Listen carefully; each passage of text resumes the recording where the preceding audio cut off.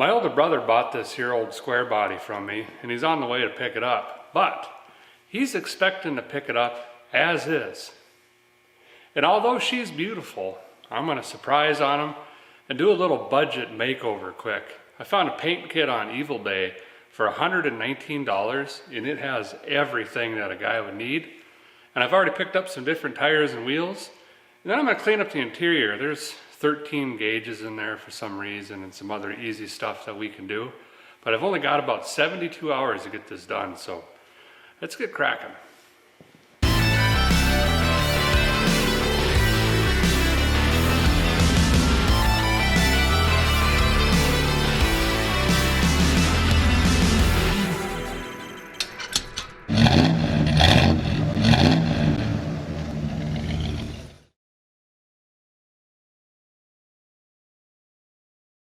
Well, the guy was just figuring maybe we should set some things straight first.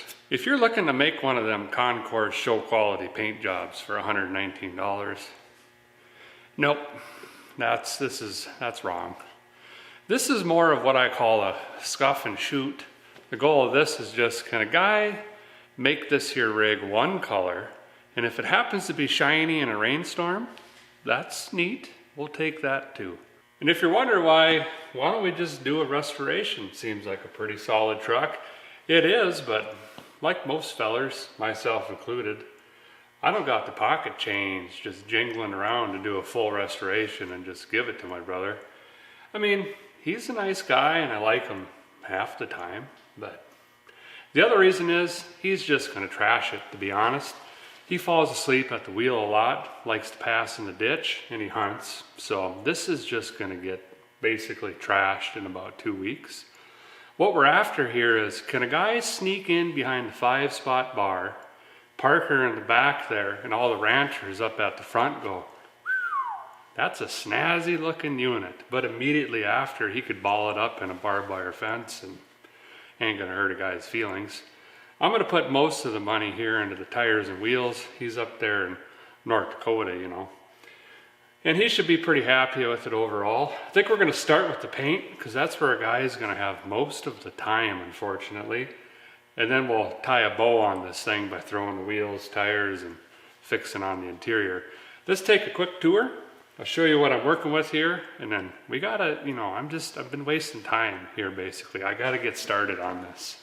For a lot of you fellers that watch the channel a lot, this is gonna look really familiar.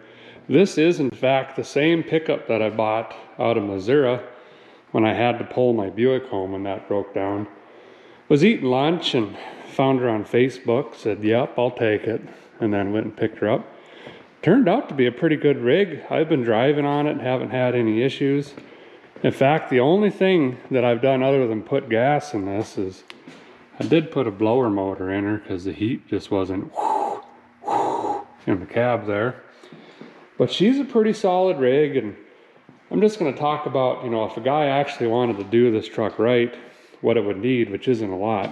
It needs both front fenders. This is from being jumped violently through ditches. Suspension compresses. Tire gets up here and snags on it. And that's on both sides. But luckily you can go to like LMC and you can pick up fenders cheaper than what you'd have into it if you were trying to do, you know, all the body work and stuff like that. Don't do that, guys. Just buy the fenders, be done with it. Door skins are nice. Someone's already maybe been in it. It does need rockers on both sides. Typical cab corner. And then they make a nice patch back here, but that's really it body-wise. The roof is nice shape. The hood's in good shape. Someone might have maybe put some sort of emblem up there. There's 2 holes drilled in it, but that's an easy fix. And the best part of this truck is the bed isn't rotted. In fact, this thing hasn't even really worked a day in its life. I've owned, I don't know, 4 dozen squares. Normally they're really dented in back here from just hauling big heavy loads. It doesn't have a 5th wheel or a goose, which I don't know why you do that with a 1/2 ton, but fellers do it. And then in Minnesota, Wisconsin, in Chevys, this is always rotted. Material comes up from all the horsepower shooting back stuff, you know, gets in here. And then the Fords, basically from here to there, between the wheel wells, there's two beams, not beams, support angle iron, rod, stick things. Anyway, this is rotted in there, and it's not, and then all the trucks rot back here, and it's not. This is really solid. I might even put a bed liner in there. I don't know, maybe. See if we got time. There are quite a few things wrong with it, little things. This is missing. We'll just pretend we didn't see that. It's got the typical door sag. I worked on that this morning already. You can see there. So I did the right thing and just twirled this around. Now she shuts. Look at that. The interior is not too bad. It's been rhino lined or something.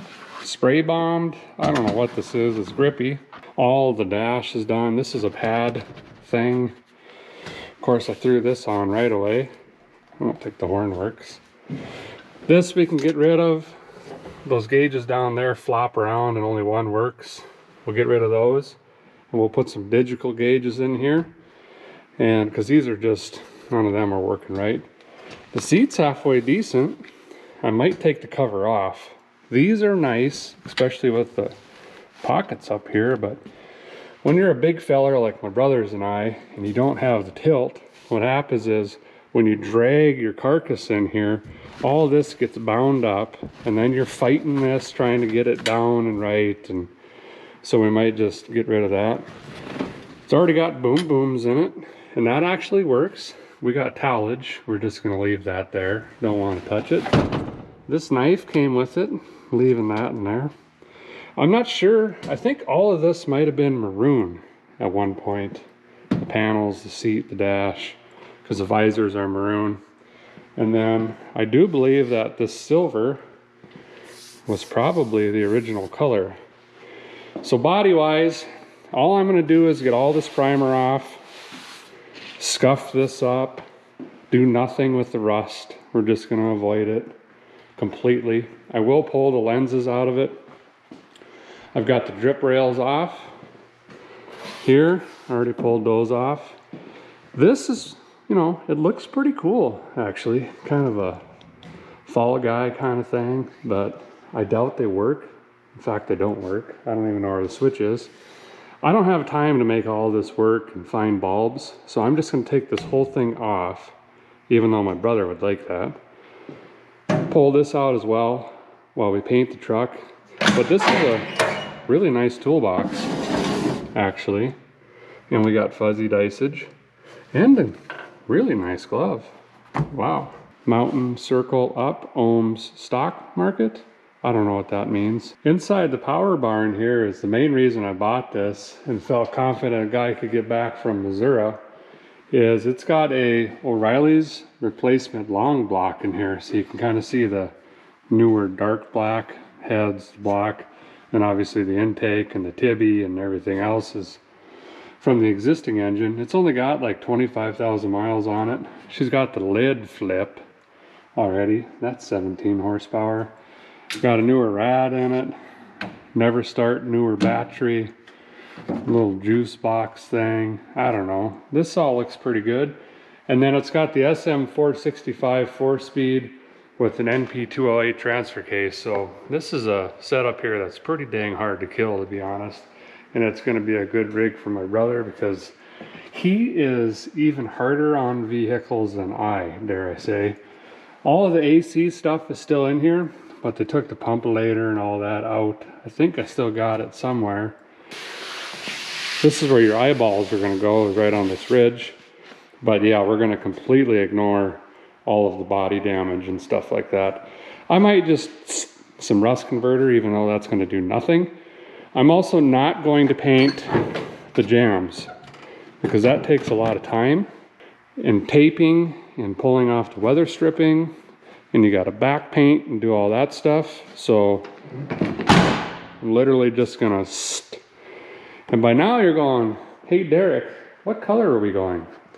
Well, when you want to hide horrible body work, you got to go with white.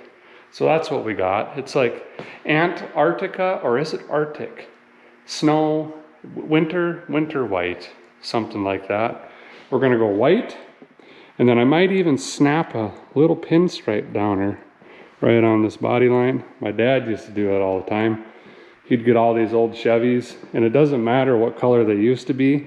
They'd all go white, and they'd all get a red stripe. Mirrors, not even gonna take the handles off, not gonna take the lock, we'll just tape. You can also just rub grease on these.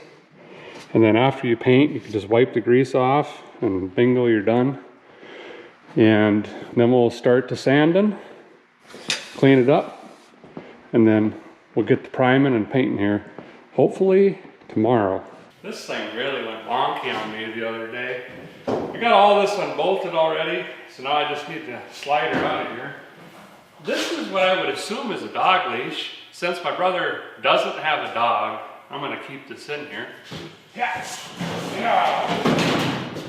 Jeez. This thing is heavier than Rosie O'Donnell for some reason. Wow.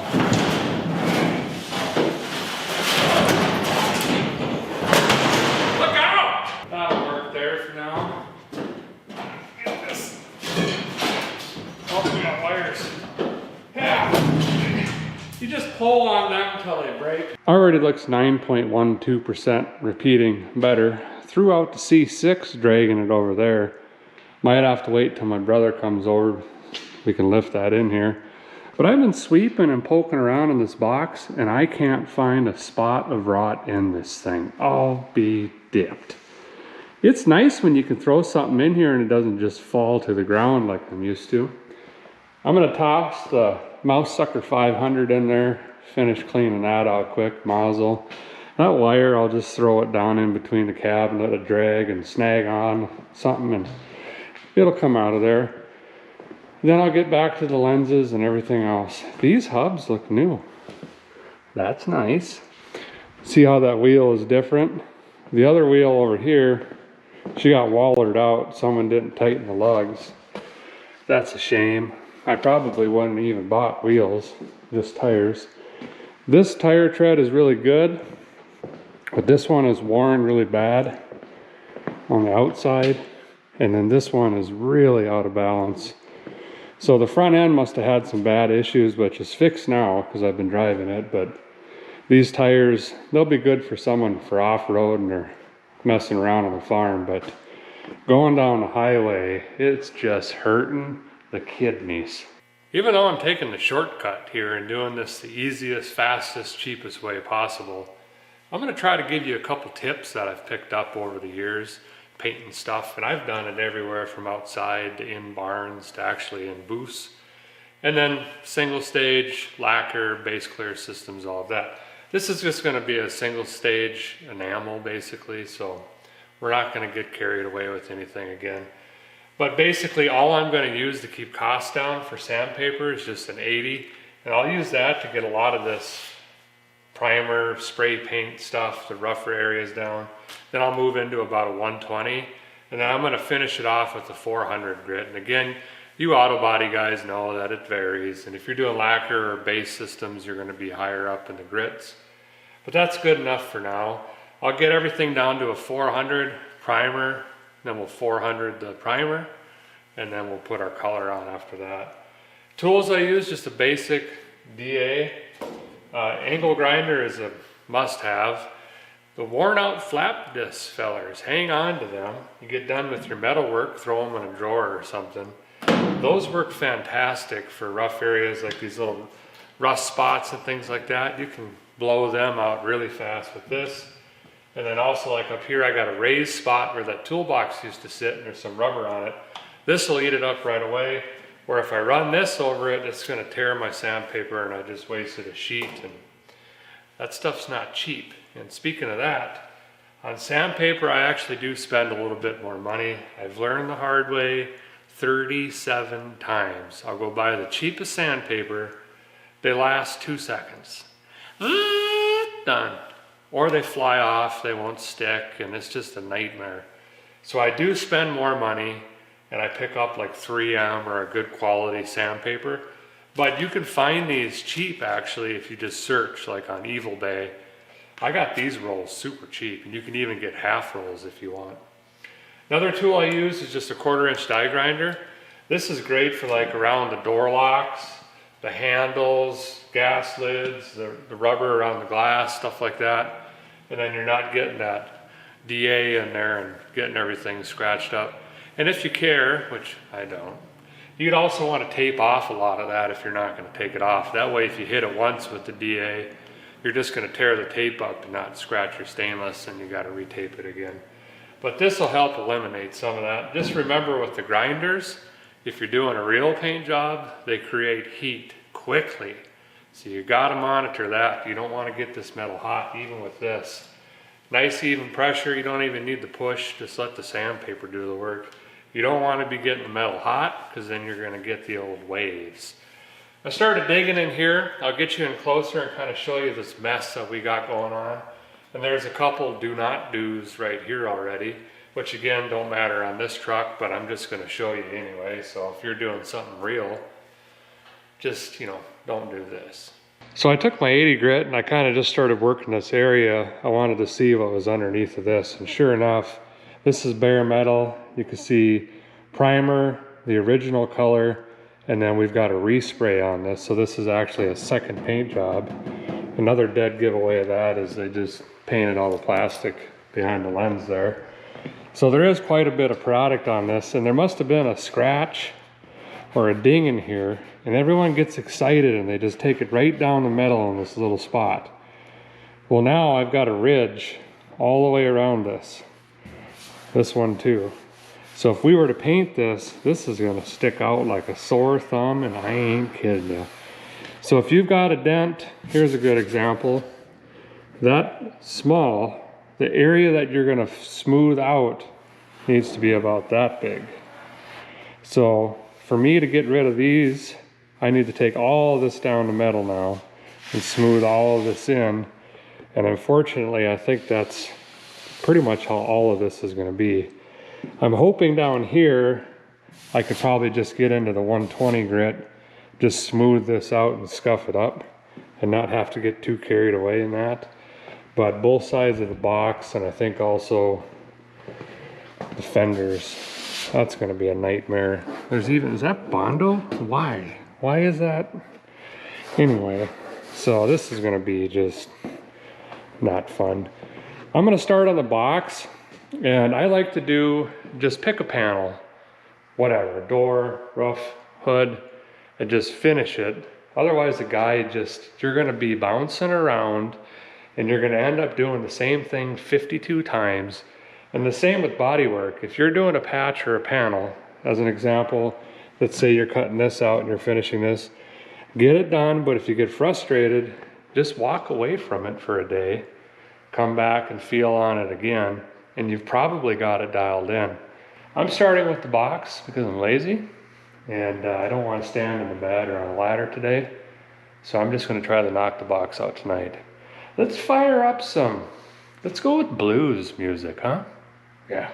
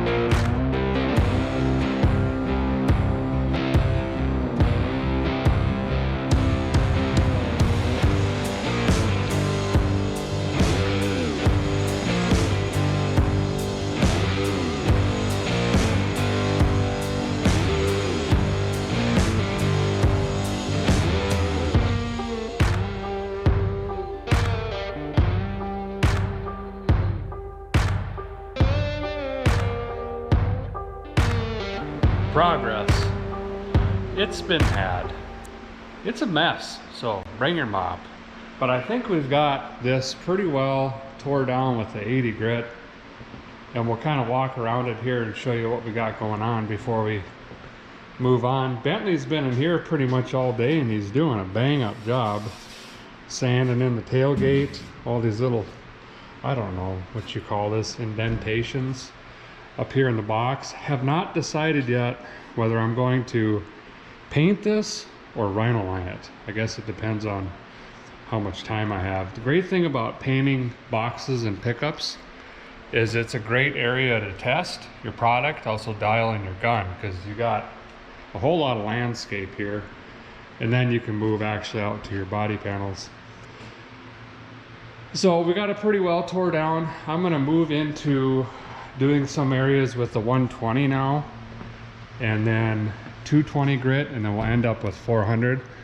This hood I kind of slowed down because I'm starting to see a bunch of these different colors that we found in the fenders and doors.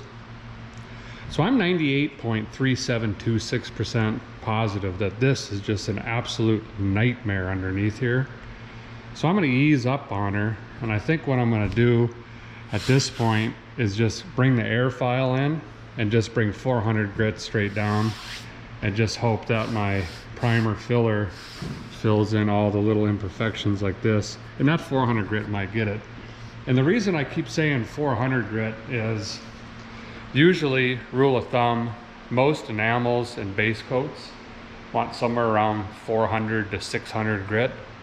Usually don't want to go higher than that because you don't have that scientifical adhesions. And unfortunately, fellers, you might have to read some instructions. I know. It's just the way she goes. Some little tips here. Again, I'm not a body guy, but just some things that I've learned doing stuff like this. I mean, help me understand this. It looks like hail damage horizontally. Anyway. This is the only Bondo in it, but as you're moving through your vehicle, you should have your marker on you, and you're marking all the lows and highs.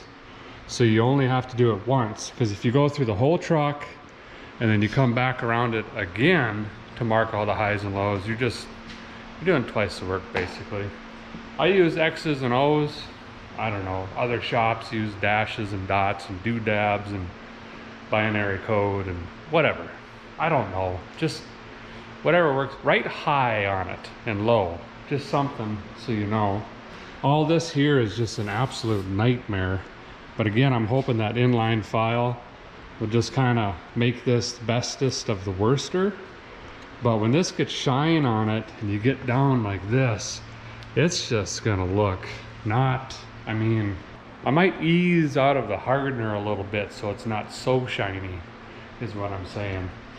For some reason, this Bondo here, it was like this for some reason, and completely unnecessary. This is about all I needed, and I'm not even so sure that this is needed here. I haven't put a straight edge on it, but I'm not going to spend the time on it. That's going to be pretty well good enough. The roof is in really good shape, not a single dent, and same with the hood actually. The doors are a mess. If I was rebuilding this truck, I would probably consider sandblasting this door and maybe even doing a skin, but it's been kicked in a couple different times. There's a ton of highs and lows. There's some rust in it. So it might even be worth just snipping it off here maybe and doing a lower skin. And this other door has the old, I got some groceries in my arm, so let's throw my hip at the door and close it. And that's what this is here. So we've got high spot, and this is actually the focal point of the high spot, and it's going to end right around here. So all of this is a low spot, which means at some point this was caved in and then probably popped out, and then we've got another big dent down here. I have a suction cup I'm going to throw on here and see if I could boop, boop, try to bring that out a little bit if we can. But again, I'm not too worried about it because there's that. On to the 400 grit, And then hopefully either late tonight or early tomorrow morning, 7 o'clock, somewhere around there, get some light in the shop. I'll be putting some primer sealer on this because we got to let that dry up. And I might even maybe just guide coat a couple areas, not because I'm trying to do a good job, but just so you guys can see kind of what that looks like. That way when my brother drives it, he's not calling me every day cursing me out because the hood goes like this. So we're just scuffing this because either and who, whether we do the rhino lineage or we spray it down, we got to scuff it and clean it and wash it and prep it and degrease it and blah blah blah. And he's also got the outside of the tailgate. This is all him, 100%.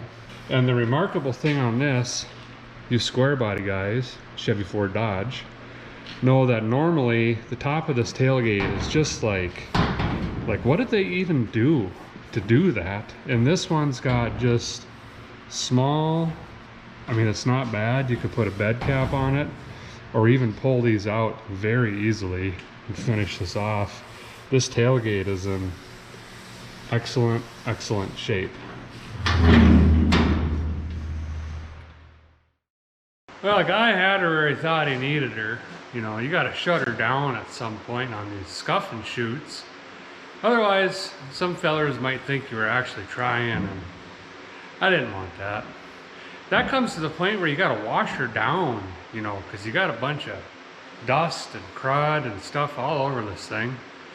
Well, I don't have running water here in the shop, and the hose bib on the neighbor's house is shut down. So I thought I'd do the right thing and just ease it down to the spray wash there in town, and since it's been unseasonably warm, that seemed fine, you know.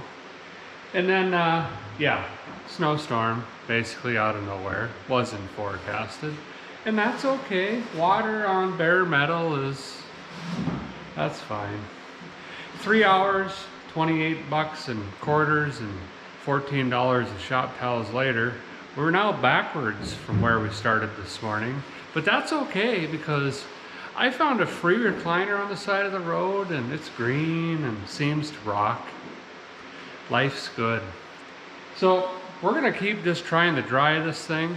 I've got the heater turned on my wife's favorite setting, which is about an inch to the right of 100. There's another hidden setting called Lucifer, and it's on that, and basically my skin is itching and I'm seeing stars and dots right now. I've also got the leg burner fired up. I'm gonna throw that on the cart and just wheel it around the truck, you know, until the extension cord gets bound up and that shuts off. Gotta get this metal warmed up to about 60 degrees if I can, which is cool to touch, somewhere around there. That's about the only thing I care about, so at least the paint sticks. Other than that, we're gonna let her buck. Gonna run the air compressor around the weather stripping and stuff like that so I can start taping her off a little bit, maybe, you know, while she's heating up. And by the time the sun goes down, maybe we can shoot some primer on this thing. Probably not. That'll be tomorrow, and I'm behind schedule. Great. Boots are sticking to the floor, so I figure it's time to get on the taping. I wasn't even going to show this part, but I thought maybe I could throw a tip at you, and you can catch it if you want, or just let her go. Guy can get that fancy paper stuff, and they got machines. You just roll it off and tape comes out on it automatically and whatever. I just scoop these up when I go to the gas station and whatnot. Start planning about a week ahead and just snag one out every time you go in, you know. Just don't be that guy that grabs the whole stack. There's coupons in there, you know. Got this side done. Ooh, Christmas idea. And it might look like I'm wasting tape here, but I'm not. Here's why. You don't want to catch an edge here. This stuff is flapping around, or you got little cavities or crevices in here.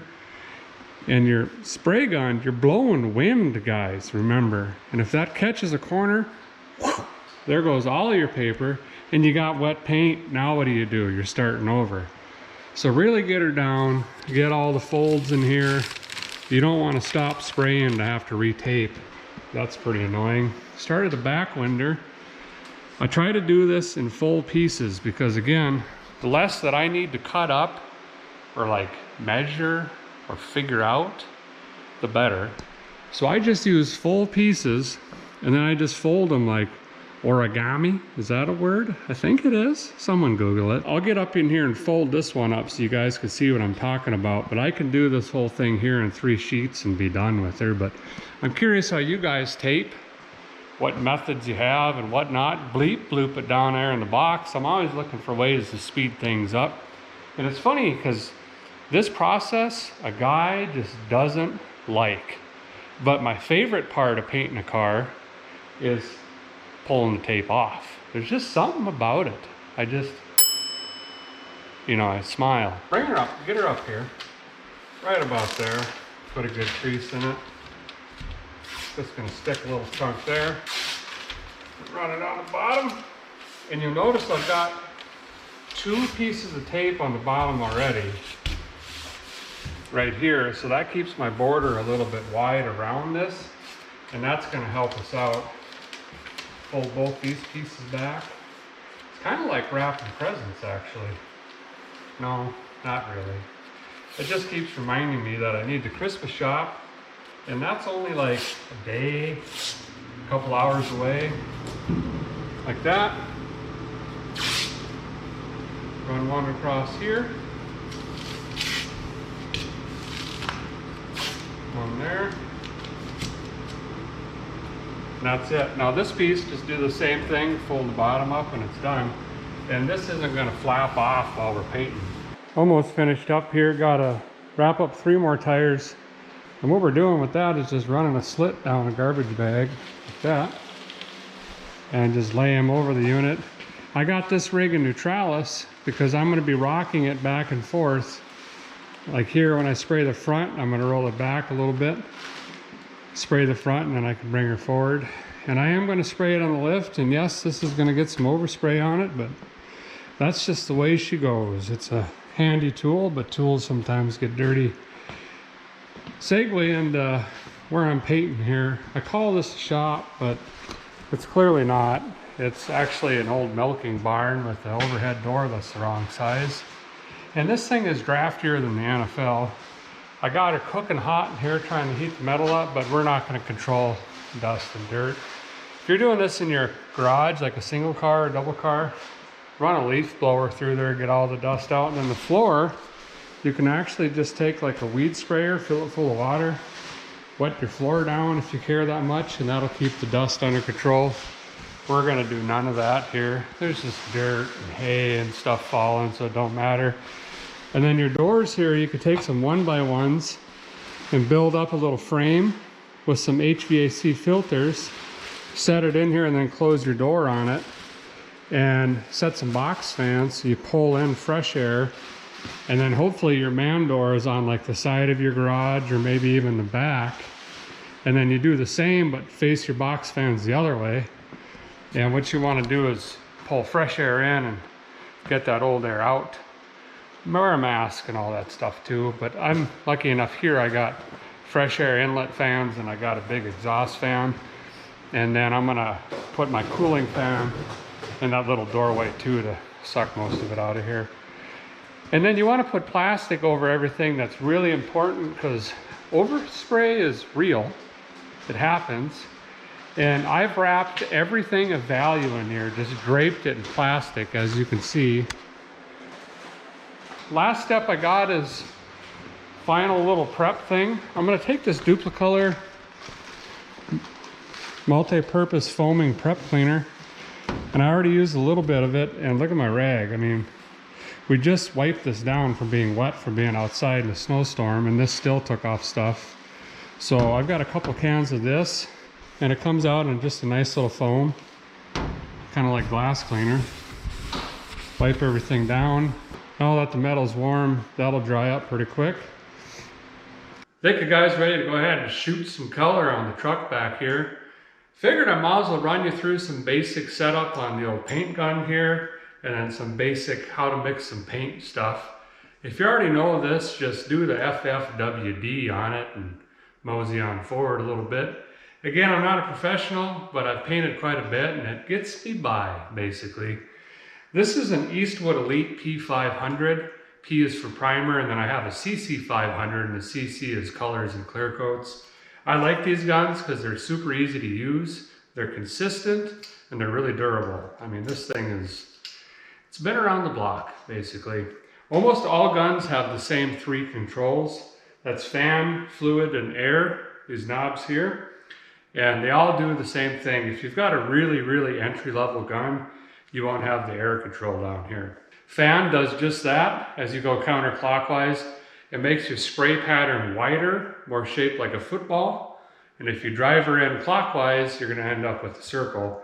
Of course, painting panels and things like that, you want a nice football shape with soft sides all the way around it. Fluid is just that. It controls how much fluid exits the tip. And then air is the same thing. How much air are you letting through this puppy? Almost always on any gun, air control all the way out, fan all the way out, bring her out. And the same with the fluid, bring it all the way out. Then what I like to do is to press the trigger all the way, run this fluid knob through until you feel tension. I can't turn it in anymore right now. Now if I let go, that's where my fluid is going to be set right there.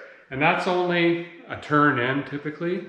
And this is a good starting point, and then I can make some adjustments there. But just remember, if you pick up a gun that's not yours, bring them all wide open. Just pin its ears back. Air coming in is the most important. The reason air is all the way out on the handle here is there's no internal regulator. A guy can't really tell how much air or velocity is in the handle, if that makes sense.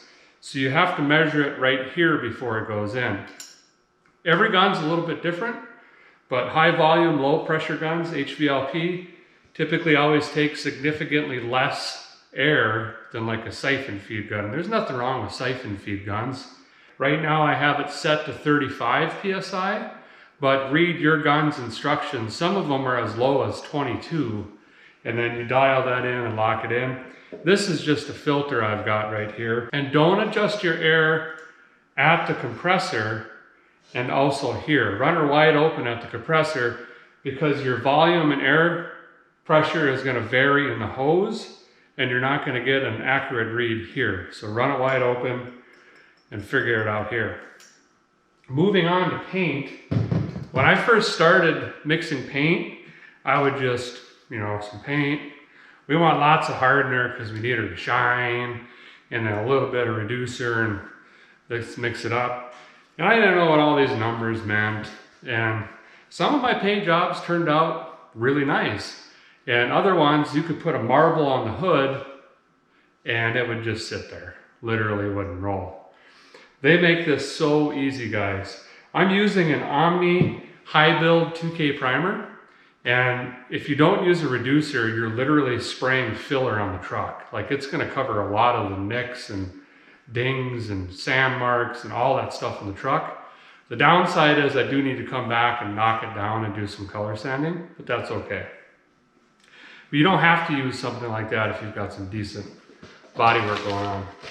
This is one of those points you're going to have to read the constructions. And this one tells me right away we need a 4:1:1 ratio.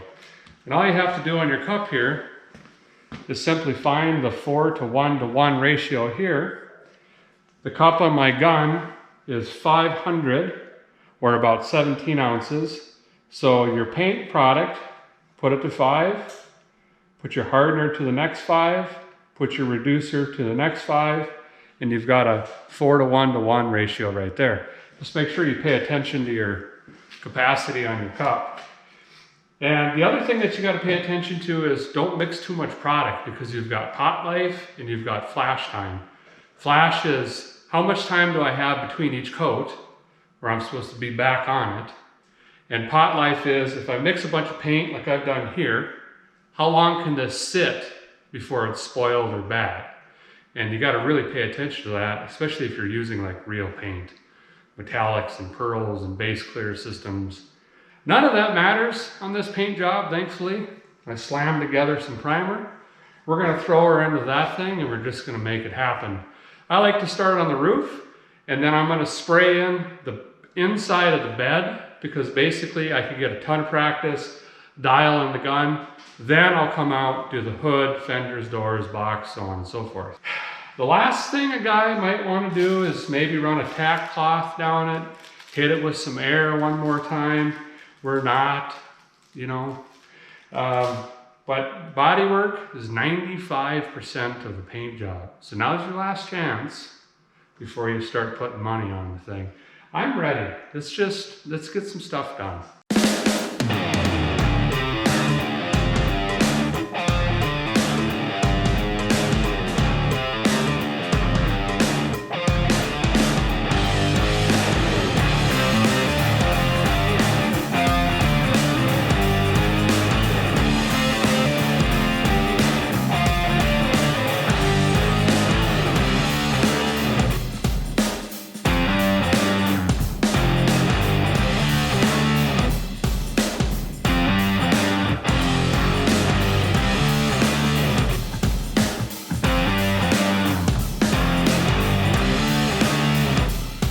We've been done for about 20 minutes now, but I've been cleaning the gun, and reminder to drain your air compressor every night, fellers. Gets all that water and stuff out of there. And then, had a little bit left, I guess. But it looks pretty good. I mean, other than the dents and not doing body work, like that guy there, but that high build primer sure gives the guy a break.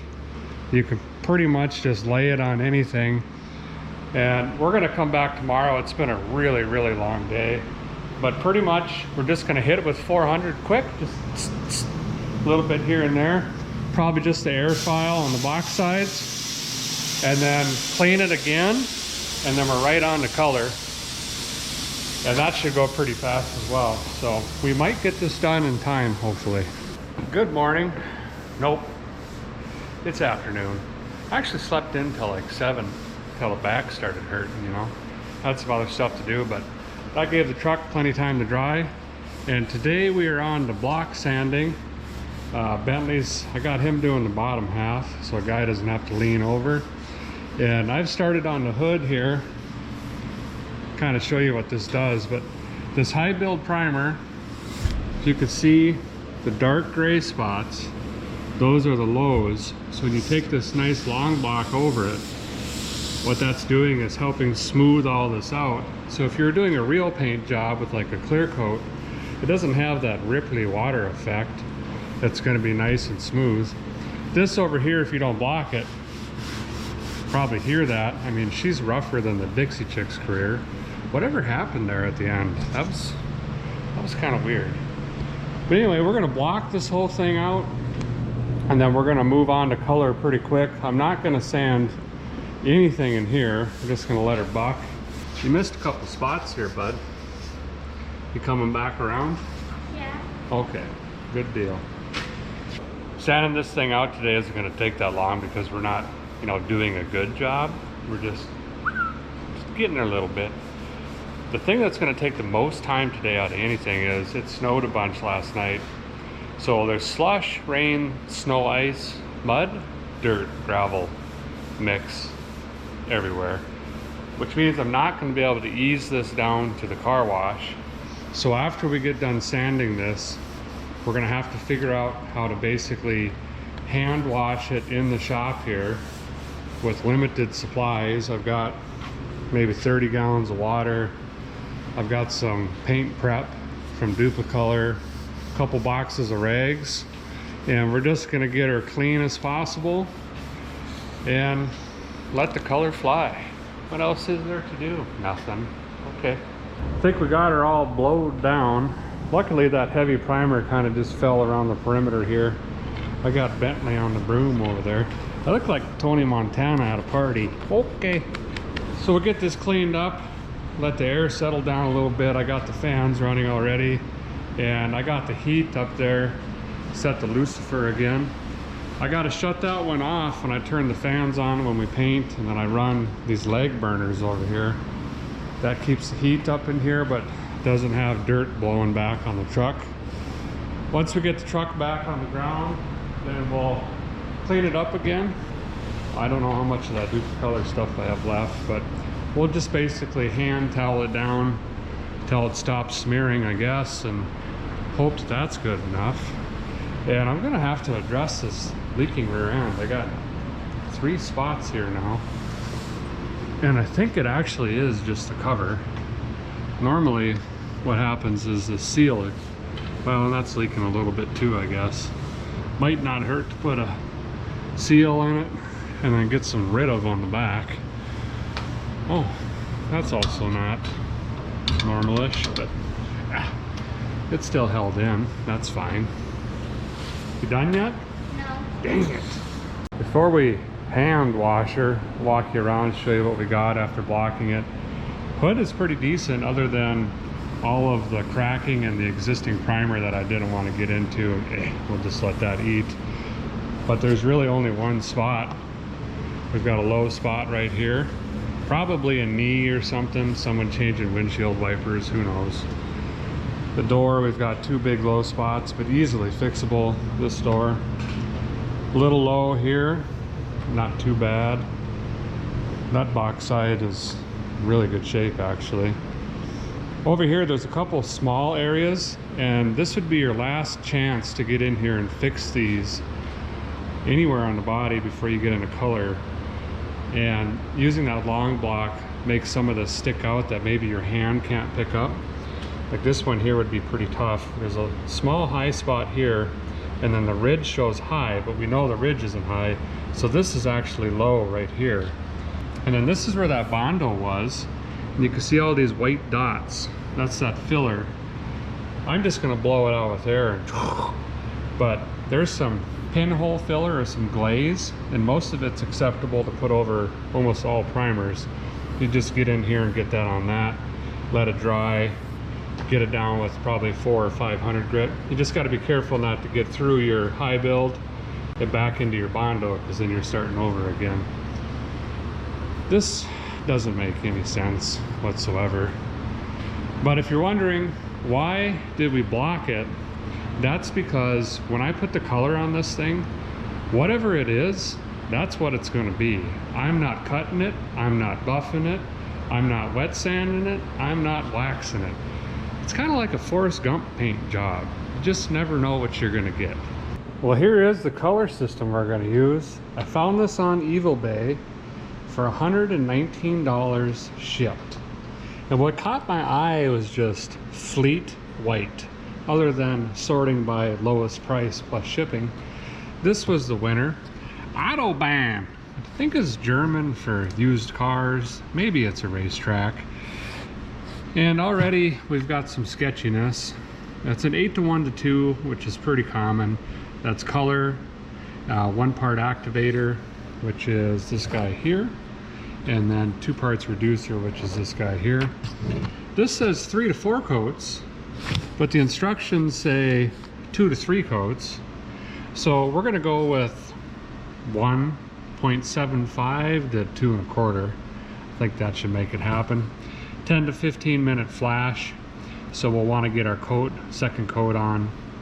Apparently somewhere in that range. I think this says 15 to 20 minutes. Sounds like they're basically winging it, which I like a lot. No idea what this is going to turn out like. Have never used it. Ooh, flammability's up there. I don't know what 2 health means. Maybe it's good for you. Personal protections in white. We're going to mix this up in a bigger jug, this guy here, because I know that I'm going to use this whole gallon, or at least I'm going to attempt to. If we have any extra, just spray it into the bed or get it really thick around the wheel wells. I'm going to start with the roof up here, but I'm going to use the front of the box for test patterns and the paper on the back window. So I'll dial my fan, and I think I got it where I want it, but this will kind of be, you know, the test fire range. And then I'll get the back of the cab nice, jump back out, get the ladder, do this here. I'll use the gun, just air only, blow the hood off, get this done, and then just get rocking. I think it's, I don't know what that says over there. 5:30 or 6:30, one of the two. Hopefully I can have this painted in about 45 minutes. And then we just shut the lights off, go home, and let this thing dry. Here's what we got after 8-1-2-9 or 12 mix. And that is not white. That's more like a milk after cinnamon toast crunch color. It's definitely an off, weirdish white, which is not what I wanted.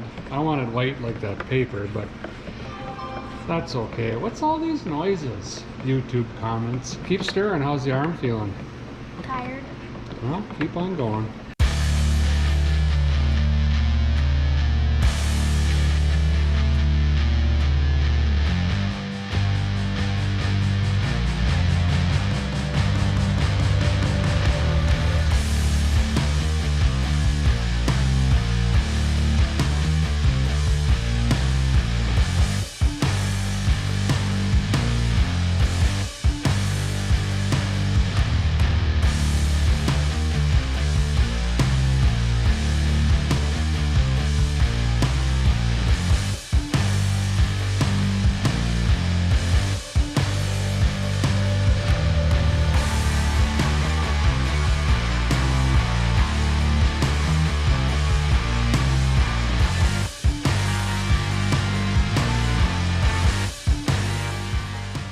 Hey, good night. Sounds weird when you start that way, but technically it's right. 56 and a half hours later. Paint says let her sit 48 before you touch on it, you know. And I want to run a pinstripe down it. So I came over late this afternoon, took all the tape and paper off, popped the mirrors on, the lenses, scooted her down to town, snipped some water on it, blew all the overspray off, wanted to clean the glass up, you know. Forgot that it was -9 degrees outside, got back with 314 icicles hanging off, spent $55 in propane heating her back up. So I think we're back to where I was this afternoon, give or take. And now that it's cleaned up, it looks bad. You know, well, I got more runs than Emmett Smith, pretty sure, but you know, for a little scratch and spray, that's kind of what we were going for. Hunt and rag, ease to town, whatever. Get a scratch, oh well, you know. But anyway, it's now all white, and she's got a little shine on her. Nothing to scare a guy anyway, but it's there.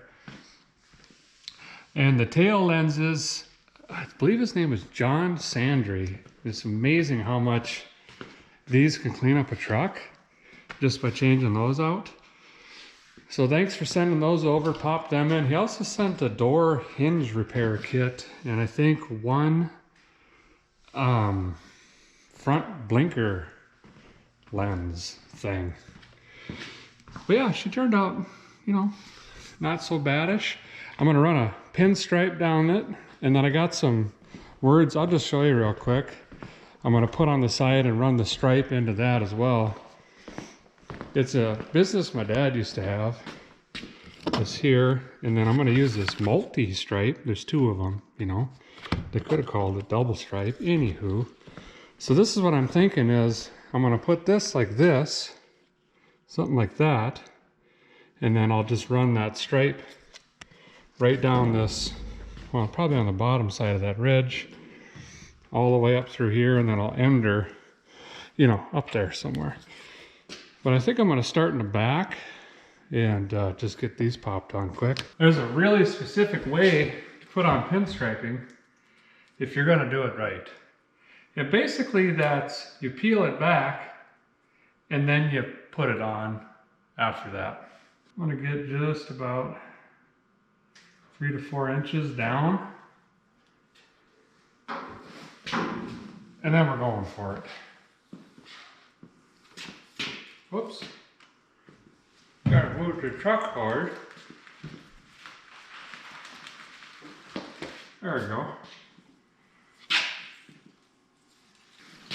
Now these doublers, they got a clear plastic protecting coat thingy over top of them.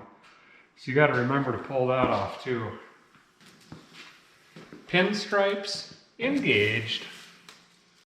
Positive stripage. I use this scissors here. See that curved kind of tip on it?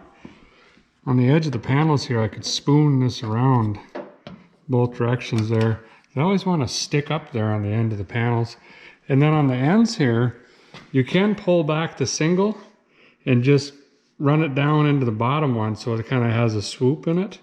but I like it that way. I think that's how GM actually did it. This turned out exactly how I wanted it to. It's kind of funny because this is kind of my dad's paint scheme. Didn't matter if it ran or not. He'd back it into the shop, shoot it this fleet white, run this red pinstripe down. Growing up, basically everything we owned was white with a stripe on it. So I think my brother was going to get a kick out of this. So I'm going to do the other side quick. Got to clean up the interior a little bit, and then we'll throw those tires and wheels on, and then I got to get back to town. My brother gets to the train station at like 6:30 a.m. or something. I don't like that. Yep. So I think what I'm going to do in here is actually take this seat cover off, because this is not so baddish. There's maybe 11,217 miles left before this just blows open.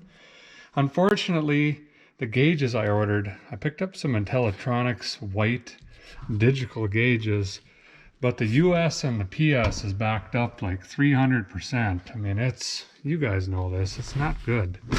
Get all this junk out of here. I think that's about it. I got an emblem to put on the dash, and we're gonna call this just good enough. Forgot to even look at the other side before I took it off, but she looks brand new.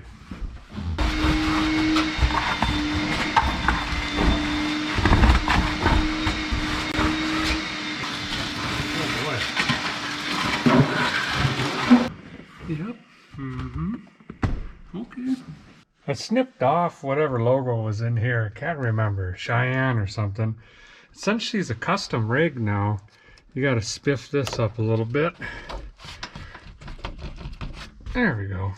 I did snag the red zone meter down over here a little bit. Guy couldn't see the fuel gauge very good, and it's not like I'm ripping her light to light anyway.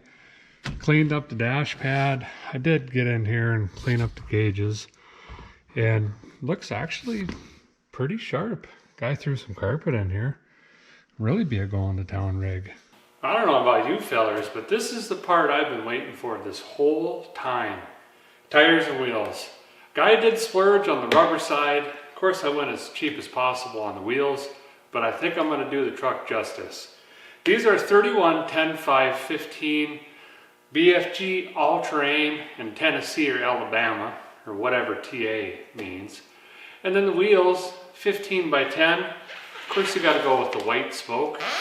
And I think these are going to look real snazzy. Some of you have probably already caught on to the fact that these are 33s, and I'm putting 31s back on, and a little bit narrower too. These are 12s, I believe, 12.5s. And the reason for that is the drivability is going to be a lot better. That 305, it's going to pep it up. Speedometer will be more accurate. We could change the gear in the TKs, but it's just all around going to be better for the truck. Plus, this is scheduled to jump a culvert in about 2 days. And that way the tire stops hitting the fenders and whatnot. We don't got to get the saws all out.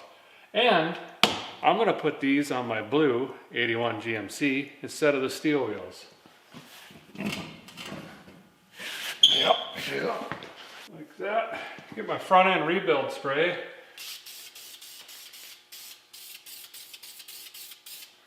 It's brand new.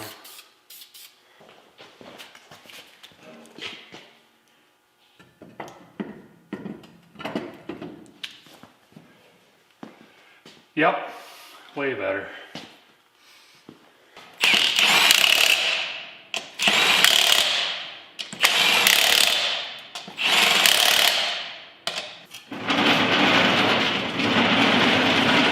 Nice thing about this front end rebuild spray is if you just turn the can around, it's now brake rebuild spray.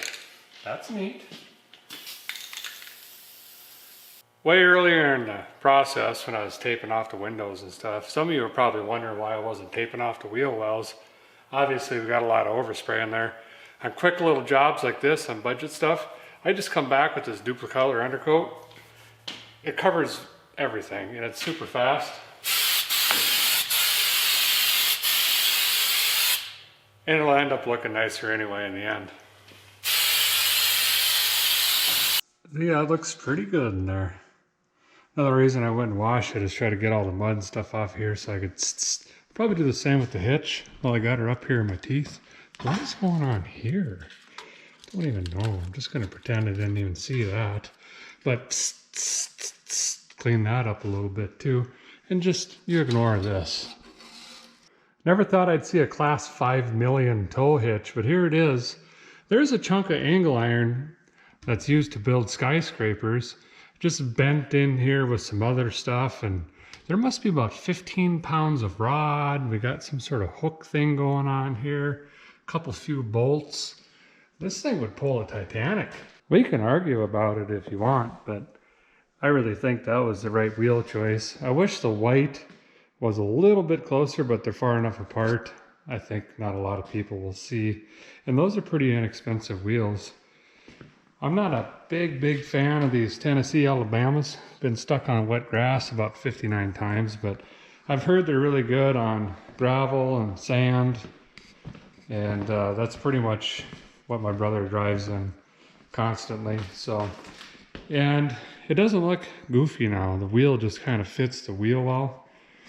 So I think the 31s was a pretty good choice too. Plus I want those other tires for my other truck, but there we go. She's done, ready to hit the road.